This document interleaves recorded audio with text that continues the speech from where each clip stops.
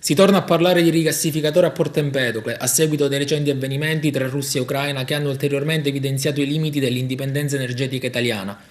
La nostra capacità di utilizzo è limitata dal numero ridotto di rigassificatori in funzione. Per il futuro è quanto mai opportuna una riflessione anche su queste infrastrutture, ha detto il Presidente del Consiglio Mario Draghi, nell'informativa alla Camera sul conflitto in corso nell'Est Europa. La questione riaccende il dibattito tra i favorevoli e i contrari. Da un lato i sostenitori del no insistono su motivazioni soprattutto ambientali, oltre che ovviamente relative alla sicurezza.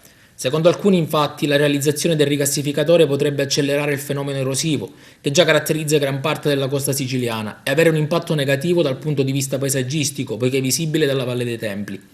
Secondo altri, però, contribuirebbe a rendere più indipendente la Sicilia e l'Italia da un punto di vista energetico. Il progetto prevede infatti che il rigassificatore di Porto Empedocle possa trattare 8 miliardi di metri cubi di gas all'anno, pari circa al 10% del fabbisogno nazionale.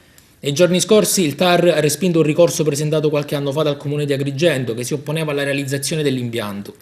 Giuseppe Di Natale, segretario generale di Wiltec Sicilia, ha affermato che è innegabile la necessità del rigassificatore a Porto Empedocle per lo sviluppo locale.